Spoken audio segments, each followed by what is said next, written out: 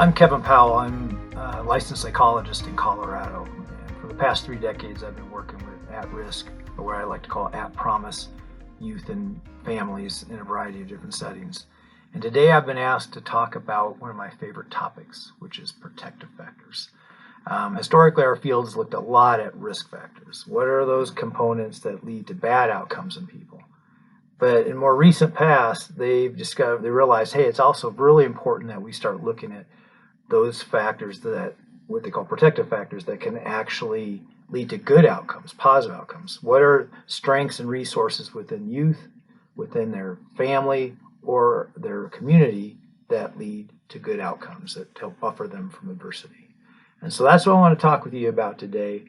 I want to just highlight a couple of them. And even though there's many we could talk about today, we don't have time for that. But just want to highlight a couple, and one specifically that appears to be linked to reducing the risk to youth who have committed some type of sexual offense, sexual harm, or are at risk for that.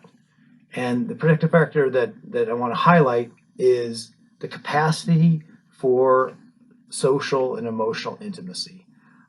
The research is showing that when you have that capacity for social emotional intimacy, your risk for leading down that path for sexually offending reduces, and appears to also cause those that already have sexually offended, it helps them desist from further reoffending.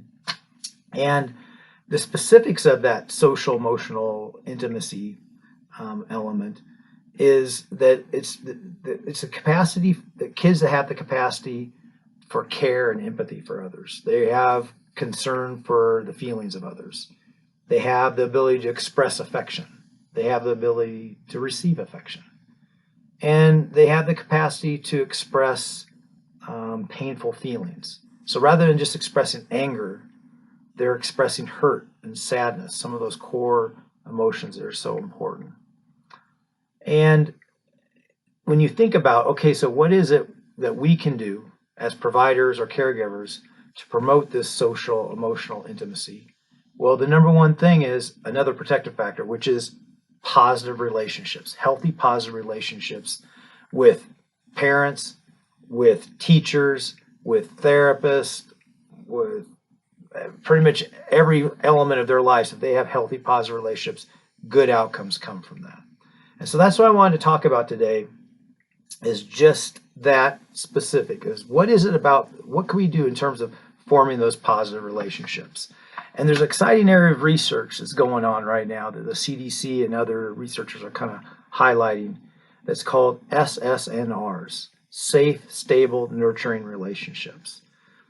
And what they're looking at, what it appears to be happening, is when a child has safe, stable, nurturing relationships in their homes and in their schools even, although that's an area of research that has to get a little bit more, what they're finding is that it can help disrupt child maltreatment and stop abuse and child maltreatment going from generation to generation. It can actually be a protective factor for that. So let's just talk about that. Safe, stable, nurturing relationships. And by the way, I want to highlight, it's not just having those types of SSNRs with parents with their children, but also parents with their partners, romantic partners, that they have this as well, and that we're promoting in homes and in schools. So anyway, safe, when they talk about the safe element of SSNRs, they're talking about relationships and environments that are free from physical and psychological harm. That the communication that goes on is respectful, it's emotionally regulated, even when setting limits. They also found a big part of the safe part of it is that you have caregivers and others that have good supervision of their children, that they're making good informed decisions about who they allow their child to be unsupervised around. As we know, the large majority of abuse that happens in our world is done by people that have relationships with these kids. It's not strangers. So having good supervision, well-informed decisions. So that's the safe part. Then there's the stable part. And that component is looking at how you're ensuring that relationships and environments are predictable and consistent. That's stable. If it's predictable and consistent. That you have reliable, supportive caregivers, that are always there. They're consistent. They're there in good times and bad times. That you have a family that has structure and routines. So there's a structure and routine for meal times and for bedtime. That everybody has clean clothes. That you have a clean house. You have structure and order.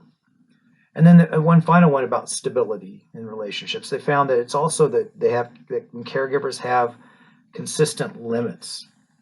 That's part of the predictability and consistency in an environment. That you have consistent limits, and not only consistent limits, but you're given a rationale for the limits. So it's not do it because I said so, I'm your parent. It's, hey, here's the limit. Let me tell you why. And what that does is actually helps children internalize what's going on. And that's been found to lead to good, kind of resilient kids.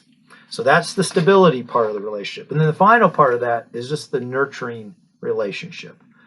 That what they're finding is that it's also important that caregivers and providers are responsive to meeting their child's basic needs. That you're meeting their physical needs, their need for food and shelter and hygiene and medical care and dental care, and that you're meeting their emotional needs, their need for affection, their need for acceptance, their need for empathy, and just basic positive affirmations, letting them know that you like what they're doing. And then also, you're meeting their developmental needs, their need for a positive learning environment, their need for self-worth, their need to gain confidence, their need for kindness and to learn to be kind and be moral. And I had an example with my youngest daughter, who's in 4th grade, just the other day. We were talking about some of the stressors that she has at school about test scores and grades, and which she's doing real well on. We talked about that. But I told her the thing I'm most proud of with her since she just started school this 4th grade year is when I went to a recent function at her classroom, one of the other parents came up to me and was very complimentary of Malia, that her daughter had just moved to this school. And she said that Malia was very welcoming and kind to her daughter, which was, her daughter was very stressed about starting a new school. And anyway, I just let Malia know how powerful that is and what a wonderful quality that is, how kind she was to another person. And the more that we do that as parents and as providers is really being nurturing of those pro-social elements. Good things happen. So anyway, that's all I got for you today, is just the importance of whatever we can do as therapists, as teachers, and as parents to be proactive and promote protective factors. The big one meaning the protective factor of our healthy relationships and modeling that and letting our children experience those healthy relationships.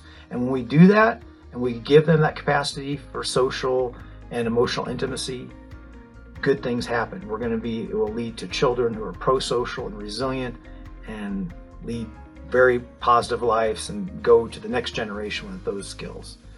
So anyway, thank you for listening, and take care. Bye.